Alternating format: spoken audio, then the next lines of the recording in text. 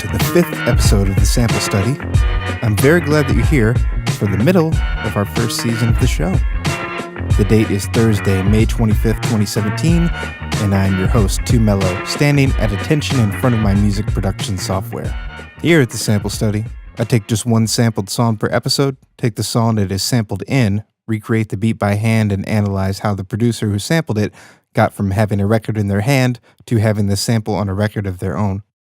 Two things. So moving forward to season 2, I think that's when I'm actually going to start doing a lot of the listener requests. So for the next 5 episodes, don't expect a lot of those to be touched on, but season 2 may in fact be a fully requested season. We'll see. And there's actually been a new development in the sampling world, potentially, that I'm going to discuss after we make today's beat. I didn't really expect this to be the kind of show on which I have news stories that often, but it's something that could be very significant. I'm also going to explain exactly how artists go about clearing samples, or not clearing samples, for legal use later on. Today we're here to talk about De La Soul's Millie Pulled a Pistol on Santa, a song with a silly name but a serious story, and the sample Funkadelic's I'll Stay. Also, before I play or discuss the content of De La Soul's song in this episode, I did want to give listeners a heads up that the song is a story about a case of sexual abuse. I'm not going to play too much of the song, and I think that the artists treat the subject with the utmost sensitivity and are not too graphic in their language. The song is still groundbreaking because rappers rarely talk about sexual abuse like this, but I still wanted to issue a warning. Alright, so where do I even begin with Funkadelic? You may know George Clinton, the band leader. He's one of the innovators of funk music. You may know his song Atomic Dog, as it has been sampled many times and is itself a classic. He also created another notable funk band, Parliament. Parliament and Funkadelic come together to form the collective P-Funk, but are also distinct groups. We will almost certainly talk about Parliament at some point, but today it's Funkadelic. Their outstanding albums are Maggot Brain, a classic and defining album of the funk genre, and One Nation Under a Groove. We are going to listen to the song I'll Stay from the album Standing on the Verge of Getting It On, released in 1974. The song starts with an eerie howl, a funky piano, and a laid-back, spacey groove.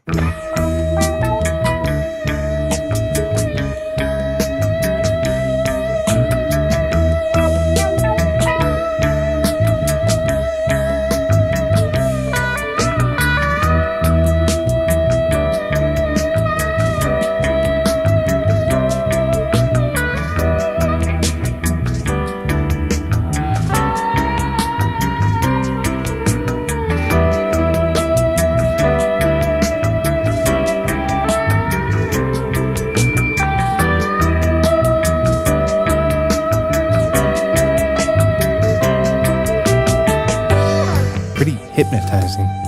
The song features Boogie Masson on bass, Bernie Worrell on keyboards, Eddie Hazel, who's a damn wizard, on lead guitar, Tiki Fullwood on percussion, Ron Brykowski on rhythm guitar, Gary Scheider on rhythm guitar, Calvin Simon, George Clinton, and Grady Thomas on the vocals, and George Clinton also serves as the producer. I'll Stay was sampled by producer Prince Paul for De La Soul's Millie Pulled a Pistol on Santa. It lends a fittingly creepy and sinister sound to this horror story of a song, but it's also incredibly funky. Prince Paul, the producer of most of De La Soul's discography, is known for quirky use of unconventional samples, and this is an all-time great beat of his showcasing that. Led forward by powerful drums and a smartly placed piano, here's Millie Pulled a Pistol on Santa.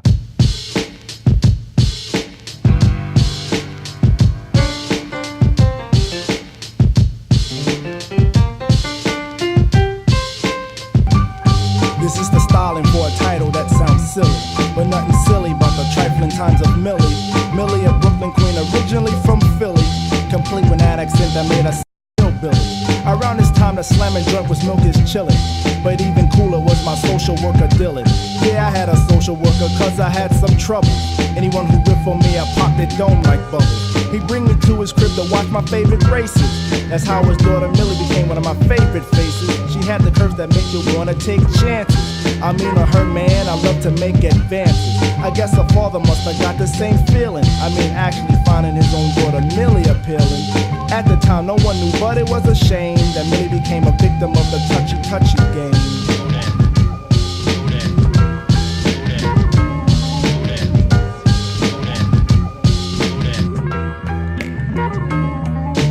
The group's sophomore album, De La Soul is Dead, is full of queasy, beautiful sounds. It's meant to be an antithesis to the group's first album, 3 Feet High and Rising, where they declared a daisy age of hip-hop, spread messages of peace, love, and unity, and created an image of sort of rap hippies that we hadn't really seen before. With the second release, they wanted to show that they were far too smart to get stuck in one mode, and they continued showing this versatility throughout their career. The cover of the album is a pot of dead daisies, and the framing story told through skits is that a bunch of kids who think De La Soul is played out are listening to the songs along with you, the listener, and insulting the group in between tracks. So, a song about as grimy of a topic as Millie's story of unreported sexual abuse is welcome on an album with this kind of tone. Now, it's time to come into the lab, the portion of the sample study in which we actually use the sample to make the beat we've been talking about. This particular one starts pretty easy because the central drum beat is left open in the song, and I could just sample and loop it easily.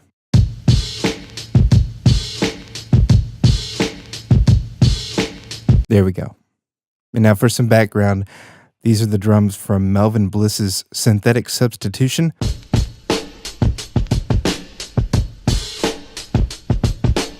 A very commonly sampled break, and Prince Paul has added a finger snap sound to complement the snare on beats 2 and 4 of each measure.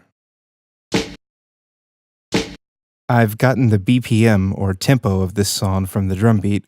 It is 87 BPM.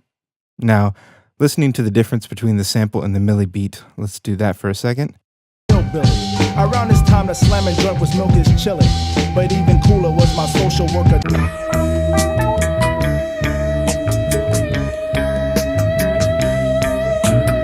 So you see, we're going to have to change the sample's pitch and speed. All right, and I have the sample being pitched up by 3.48 semitones, or 348 cents.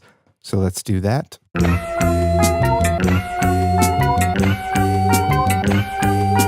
Okay, that brings it up to the correct pitch and also the correct speed, because of course, when you modify pitch, unless you're using special time stretching technology. Around this time, the slamming joint was milk. So now I should be able to work the sample under the drum beat and make sure that it loops nicely.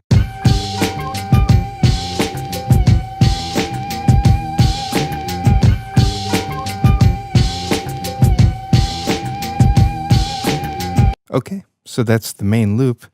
To make it sound more like it does in the De La song, I'm going to put it in mono.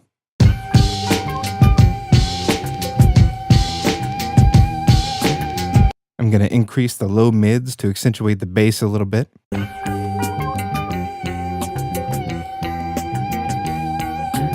I'm going to filter out the high frequencies down to 3 kilohertz. It doesn't seem like they had much above that. I need to eliminate that hi-hat that we don't even hear in the De La song, so I really have to cut out the highs.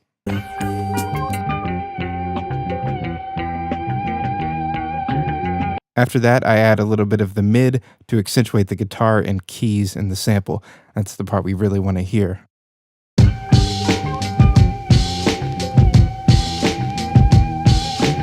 So pretty early on, we hear another loop taken from a different part of the Funkadelic song. I had a social worker cause I had some trouble. Anyone who ripped on me, I popped it dome like bubbles. He'd bring me to his crib to watch my favorite races. That's how his daughter Millie became one of my favorite faces. She had the curves that make you wanna take chances. Yeah, that part. Let's find that. It's 4 minutes into I'll Stay.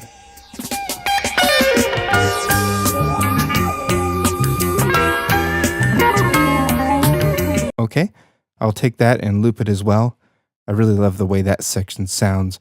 One thing I've done here is, for some reason it sounds like this in the original sample, is that I've clipped the ends of a few of the notes inside the sample.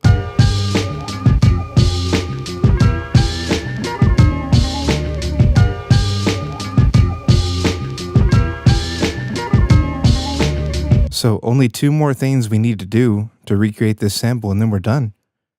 I added some simple bass guitar notes under the song to simulate the part where they drop out the sample and just let the bass play. He hooked up a trick to bring us all the laces. He volunteered to play on Santa Claus and Macy's. Child, you got the best. So here's my version.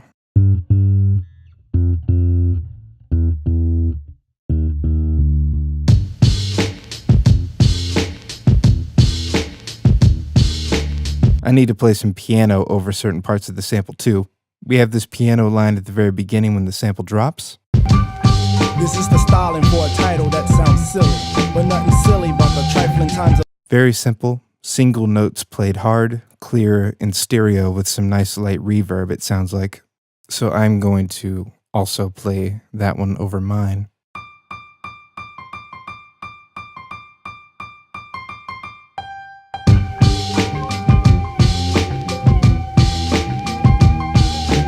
Later on, there's another piano line that does not have clarity or reverb. It sounds kind of squashed into mono, and it's got a lot of mid-frequencies. It occurs at a point where they've dropped out the sample. Here's that. When I got home, I found she had tried to call me. Mama, she had kicked to her, hey, how you doing? I tried to call her, honey, but her line was busy. And here's my version of that one. I duplicated the channel my piano was on, and for this one, I squashed my piano into mono and increased the mid-frequencies.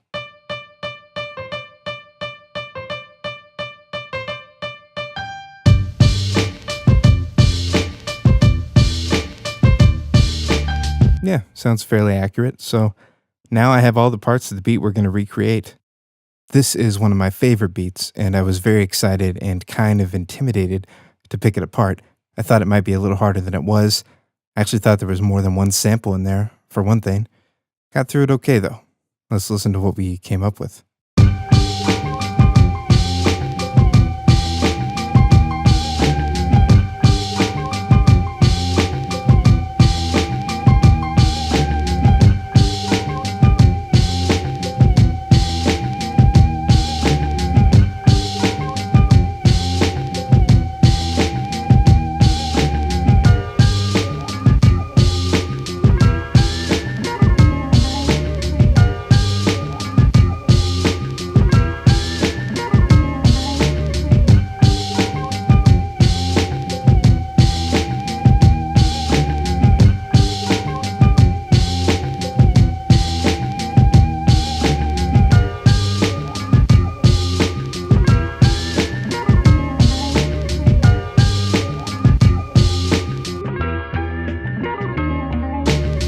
Okay, so now that we're done with the lab, I said I had some news earlier on the show. Here's what's up.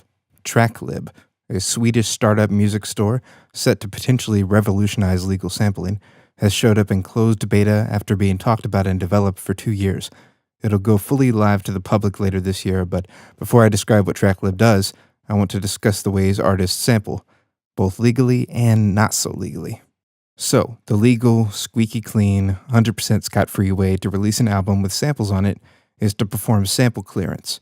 You can do this yourself or find an expert to help you. There are many websites that specialize in helping people clear samples. If an artist is part of a record label, the label usually has a team that will handle this process. Lucky sons of guns. Basically, you find the publisher, figure out who owns the rights to the master recording of your sample, and clear it either by simply getting permission, paying a fee up front, or negotiating something else. Sometimes everyone's rights to a recording have expired. It's in the public domain and you don't even have to get permission. Sometimes you have fair use because of the way you're using a sample, but every time you should at least check if you're trying to do everything legal. It's also worth mentioning that occasionally an artist's record label will itself own the rights to many songs, allowing the artist to sample freely from some particular collection. For example, if I was on a label that happened to own James Brown's or Bill Withers' songs, I might be able to freely and legally sample those artists all I wanted. There's also the other way, which is sampling whatever you want and flying in the face of the law. Especially if you're selling your music, this can be dangerous because if you happen to sell a lot, the copyright holders will take notice. They may even take notice if you don't sell a lot. So you're always taking a risk. And once that happens, the best case scenario is that you'll have to re-release the music without the offending samples. I've seen that done a few times and it's ruined some really good tracks. The worst case, you're in court facing a huge settlement fee and possibly losing distribution rights. This is a disaster that has struck down a few albums and affected some really great songs. But for smaller time artists, sometimes using whatever samples you want and keeping your head down is preferable to foregoing the samples you want to use and losing your creative integrity. Until copyright laws approve, let's all keep our heads down and stay in there. But what TrackLib is proposing to do is to offer sampling rights a la carte. Without the painful process of sample clearance, you can legally obtain and use samples through their store. You can browse the records they have on offer, and it should be noted that this is going to be real music from the past and not just music made by TrackLib. And you can pay a fee to sample from them legally. One thing they mentioned as a feature, and they haven't said how widespread this is going to be, is that they'll sometimes provide stems from a sample. If you're not familiar, this means separated instrument parts from an original recording, which could be incredibly valuable and revolutionary. These are things that most producers have simply never had access to. Also, they're saying these samples are going to be available at around $2 each, which is extremely reasonable, considering that sample clearance usually starts when you're talking about the hundreds of dollars. So TrackLib could end up being really very cool if producers use it. I'll definitely give it a spin once it is active and report back. So that will do it for this session of the Sample Study. If you have questions or requests, send them on over to samplestudycast@gmail.com with the subject line questions or requests. You can follow the show on Twitter at samplestudycast, and you can follow me at Mellow without the W Makes. Mellow Makes, all one word. I really appreciate iTunes reviews if you have the time to leave one. It really helps the show get out there. Or just tell your friends. If you would like to support the show financially, my Patreon is patreon.com/2mellow. That's the number 2 and mellow without a W. And you can make a one-time donation at paypal.me/2mellow. I'm trying to get the Patreon to $300 monthly, and if I do that, all patrons will start getting the sample study a week early. You can purchase De La Soul's De La Soul is Dead at pretty much anywhere you would get music. You can get Funkadelic's record Standing at the Verge of Getting It On, available pretty much anywhere as well. Thanks so much to De La Soul, Prince Paul, Funkadelic, and most importantly, you, for joining me on this session of the Sample Study. Keep digging. You'll find it.